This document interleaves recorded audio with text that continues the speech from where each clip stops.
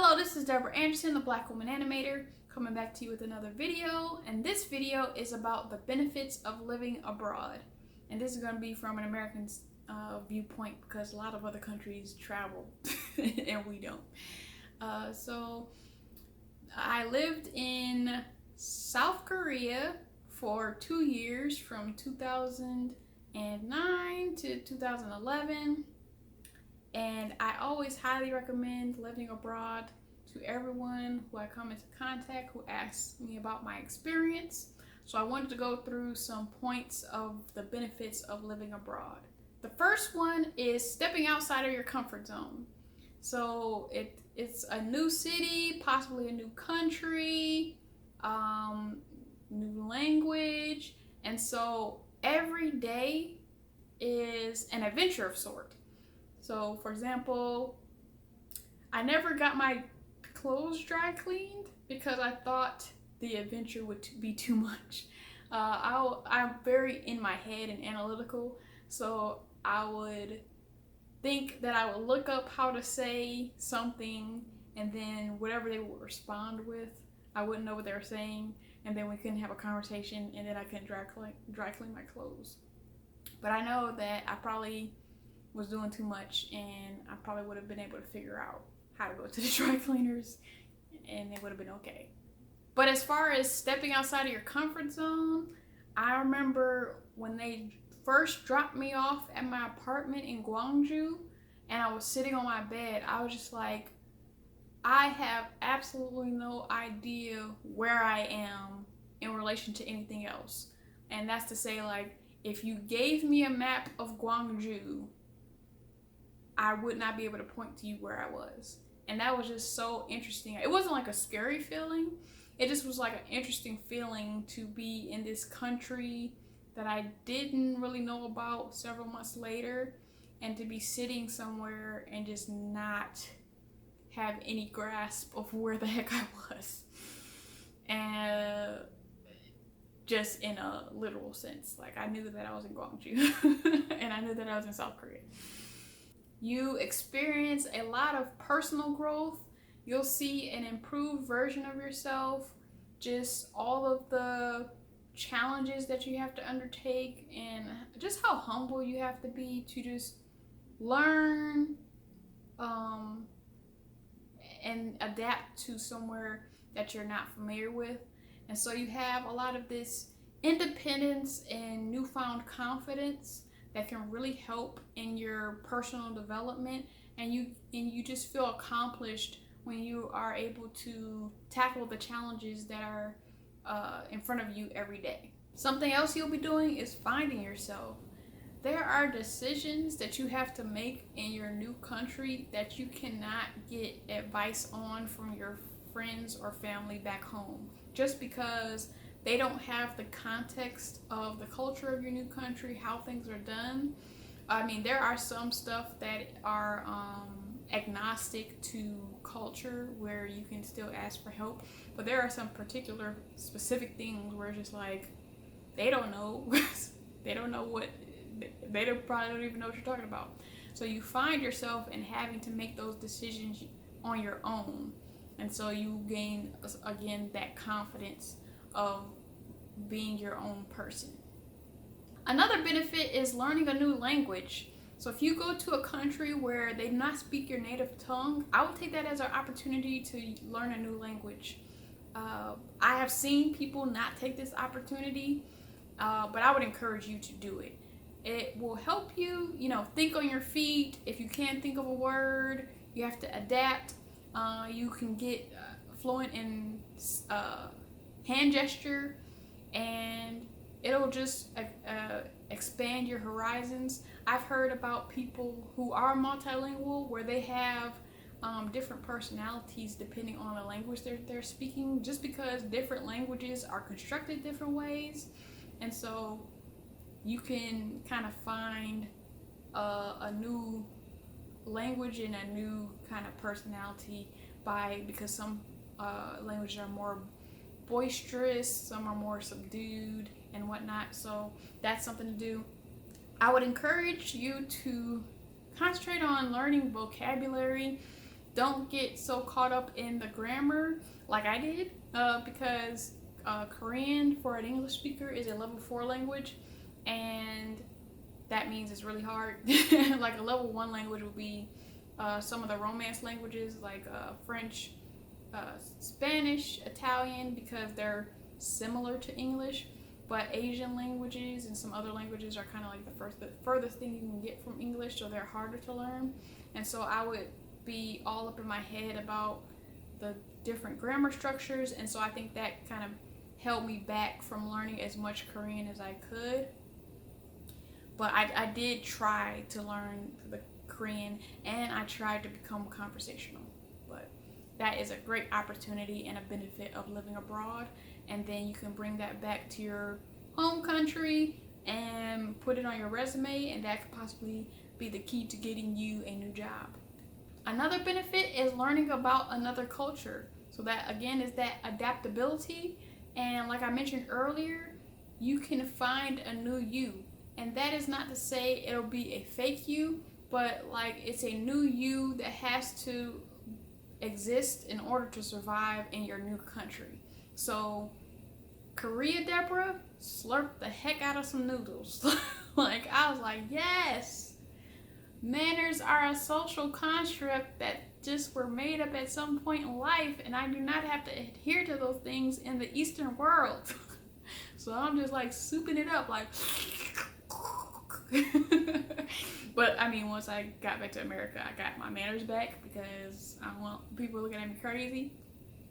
But if I was Thailand, Deborah, I heard that crossing the street is crazy, and if you wait on people to stop, you'd be standing there forever. So Thailand, Deborah would have to get up the confidence to just start walking across the street and then hope the motorbikes go around me. And then back to being Korea, Deborah. Korea, Deborah is not afraid of the dark. America, Deborah, is afraid of the dark. Specifically in terms of safety, because there were several times where I would get off the bus, get off the subway, and have maybe a 15-minute walk back to my apartment, and I will be walking through back alleys and all types of things. But in Korea, particularly, it was safe, so I didn't have any worries. But I can't do that in America. And then another thing was, you could just like leave your stuff at your table.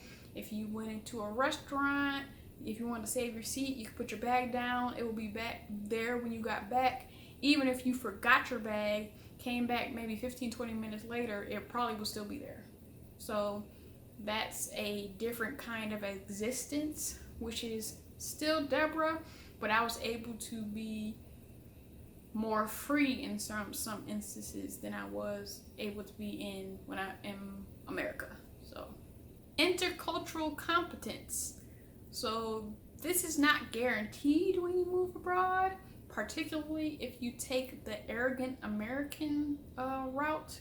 But if you're going abroad and being open to new ways of thinking and thinking about maybe the history of the country that you're going to, for example, when I was teaching English at the different schools, for some reason, like I would see this food and say, man, okay, that's chicken. Get 3 pieces on my plate, sit down, and realize that it's tofu. And I'm like, but how does tofu look like chicken? And so having that cultural competency and understanding that at some point in time, when I was there, it was like 50 years prior, Japan ruled Korea. And part of that was being starved. And so the question, have you eaten, can be as common as how are you in Korea. It's like one of those high questions that possibly, depending on the age or the person, they'll be like, oh, have you eaten today? And that's just like a typical question to kind of show care, and just it's part of Korean culture sometimes. And so for me, I would be sitting there and just like, okay, I have 3 pieces of tofu on my plate. I can't just throw this away. I have to figure out something. I don't know what I did. I think I still ended up throwing it away, but I tried to like be sneaky about it, maybe hide it under something. I don't know if they had napkins, but I at least thought about it. Like, try to be sensitive to what the history of their country is. And then another instance is when I worked at the animation company. Like, in Korean culture, single people don't really hang around and talk to married people. I mean, we hung out in groups, but just like one-on-one, that didn't happen. So I had to decide, when I would go see one of the producers for Cleveland show, I had to like reduce my visits, even though the reason I was going to visit him is because he's the only other Black person that works here. And like, I'm going to go see the other Black dude, even though he was like Canadian. Like, we still had more similarities than the Korean people. And so I'm like trying to get a piece of home by talking to someone who is like fluent in English, kind of know. I mean, he knew about America and American history and American politics and all that stuff more than the typical American. So I was able to talk about that type of stuff. But I also had to be kind of aware that it didn't look the best for me to like go see him every day, because sometimes I would stop by there in the morning and then come back down to my desk. So he was able to tell me like, oh, they're kind of iffy about that. So I didn't stop seeing him, because that makes absolutely no sense. But I did reduce the amount of times I would go visit, just to respect the culture. Another benefit is making friends from all over the world. So you can learn about different cultures. They can teach you about different foods. You can also see how similar different cultures are, like just being human, how similar you can be even though you grew up in a different country. So I have specifically from being in South Korea, I have my Canadian friends, which I am honorary Canadian, partially because I'm from Michigan, and so we're really close to Canada. So sometimes visiting Canada doesn't even count as visiting a foreign country, because it's like right there. And back in the day, people used to go to the club in Canada before you had to have a passport. And so it's kind of, I guess that's a country on my list. But it's like another state of America when you're close to it. And so in my childhood, a lot of the TV shows that I watched, I didn't realize were Canadian. And so I would fast forward to living in South Korea and being in the bar and just talking about different stuff. And it's like, wow, we had the same TV shows.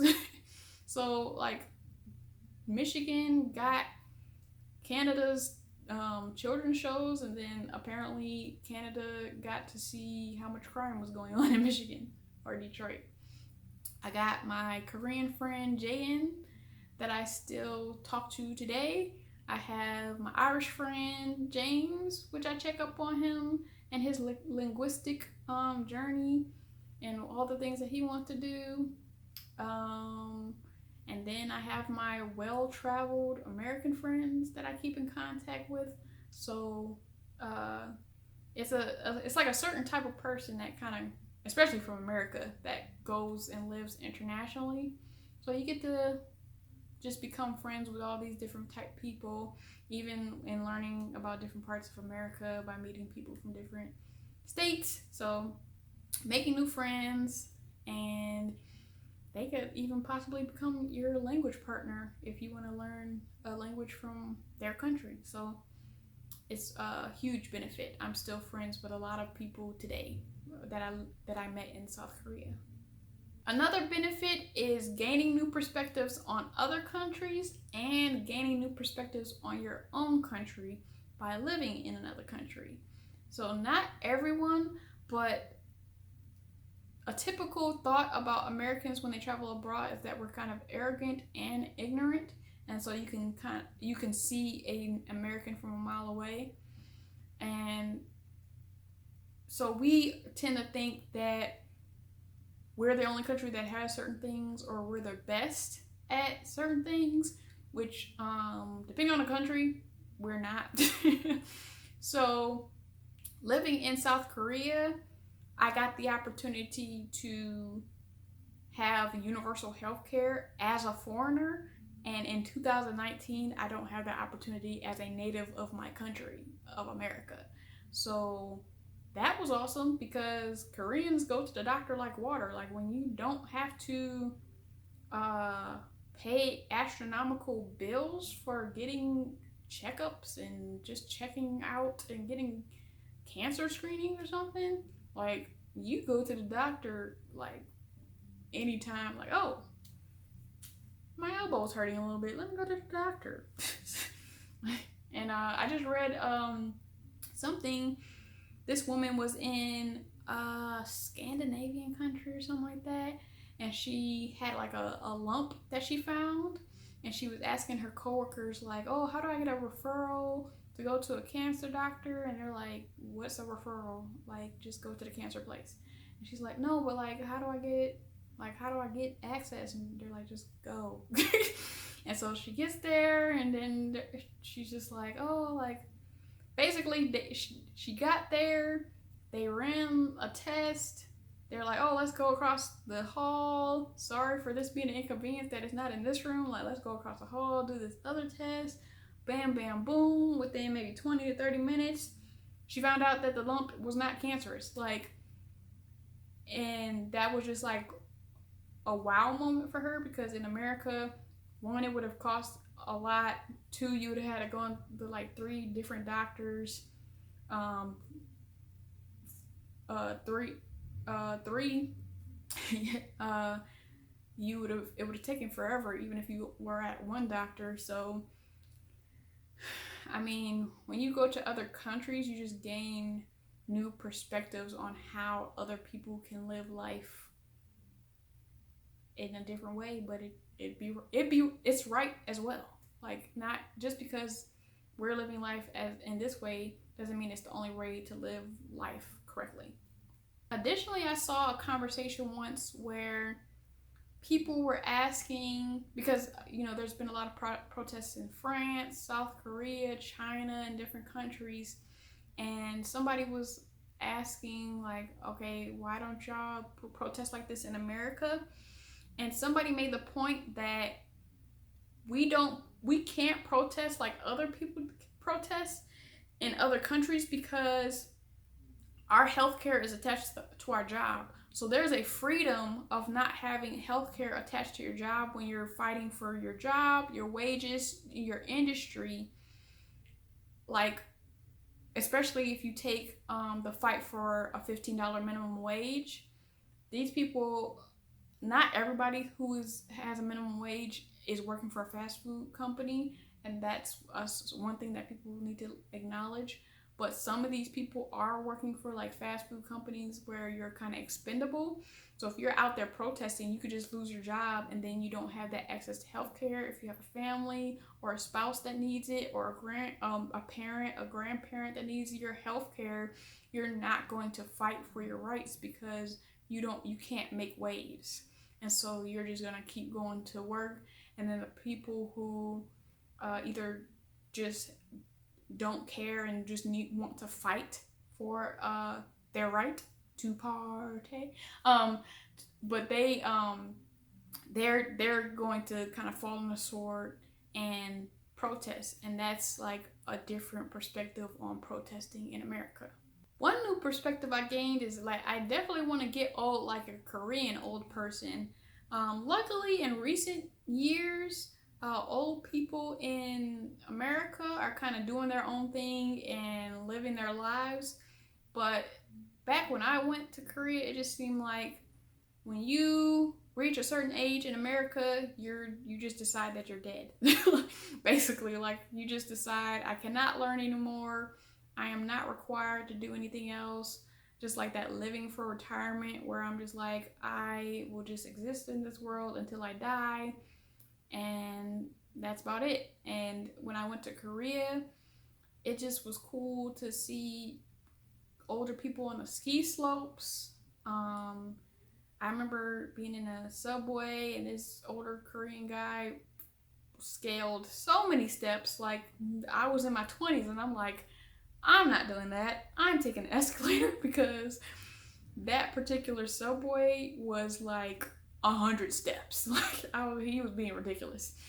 And then I would be on the buses and the subway, and the older people would have like these cell phones where you could turn it to the side, and they had like an antenna, and they would be watching TV on there.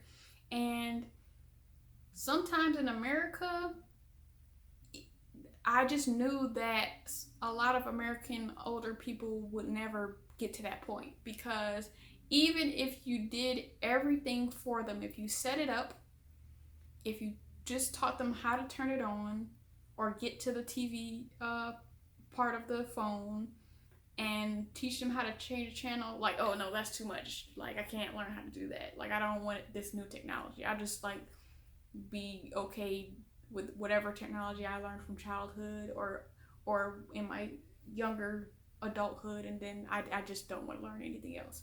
So the fact that the Korean people were willing to just like learn how to do that, and that's like really simple, but I just was impressed by that. And so that's how I want to be as I get older, is that I can never stop learning, never stop being active. Like, I don't die when I get 60. I don't become a know-it-all, or there's nothing I can't learn. Like, I just want to keep living even when I get to any elderly age. A last new perspective is that I learned that Samsung, LG, Kia, Hyundai, and Forever 21 are Korean companies, because obviously as an American, everything Asian made is either Japanese or Chinese, and Korea does not exist. So I was able to learn that. And Samsung has cars. They stopped producing, but they used to have cars. And LG has windows. Like, they just don't produce electronics in Korea, they produce other things. So that was something new that I found out. And then the Genesis that exists now, like, I saw that when I was in Korea, and I'm like, that is a nice car. And now it's finally in America, and so I know somebody who has a Genesis, and they often come out of like stores and people are like staring at their car. But when I saw that back in the day, I was like, that's like a normal Korean car, and that looks like a luxury vehicle. Like, that would be so hot to have in America. And then fast forward to 2019, you can get a Genesis. Another benefit to living abroad is gaining a global mindset. So you can learn how much we are alike and how much we are different. I now understand how a foreigner can move to a foreign country and not learn the language. Like, how people think of Hispanic people who move to America and don't learn English. You would be amazed at how easy it is to do that. Especially if you have a child or a grandchild that can speak the language of the country. Super duper easy. Like, I know people who are married to Korean women, been in Korea for 20 years, and I knew more Korean than they did. Like, if you even just learning how to order, how to take a taxi, learning how to read, and maybe learning how to ask where to go to the bathroom, maybe directions or something like that, you can get by in a foreign country for an extended period of time on basically nothing. And it's really amazing and eye-opening to understand how easy it is to do that. So I now, like, I never judged people before about like coming to America and not learning English, because English is a hard language to learn. But now that I've lived in a foreign country, it is super duper easy to do that. Gaining a global mindset helps you make fewer cultural assumptions, and it helps open your mind to how people from other countries perceive the world. And so you have more of an understanding of our interaction with other countries, of countries' interaction with countries that are not America. And so you can then market your professional skills. Like, you can put that on your resume, people see that you've lived in a foreign country and you possibly can have new career opportunities just from living in a foreign country and having kind of a mind shift of how things work globally. As you learn cultural differences and adapt to them, you can then see how a foreign culture operates and acknowledge that in that specific cultural context, it works. And so there are multiple cultures and ways to live that are right and work for that group of people. Another benefit of living abroad is learning to manage your relationships. So when I moved to South Korea, I did have a boyfriend back in America, and pretty much the first year was a wash because I was halfway escaping the relationship and thought it was going to end, but there were some circumstances that caused me to not be able to end it. But the second year we started to try harder, and so something that we would do was watch different TV shows or movies and then discuss them when we would talk regularly. And another thing we started to do was read books together. So I remember we read Seth Godin's Lynchpin, and so we would read a chapter or two in between our calls, and then we would talk about what we learned in from the book, and that brought us closer together. And it really strengthened our relationship from that first year. And so by the time I came back, it was like, okay, we're not on two islands. And then with my father, something that I did with my father, because I'm like an analytical spreadsheet type person, I created a schedule, particularly when I was at my, when I was teaching English at my schools.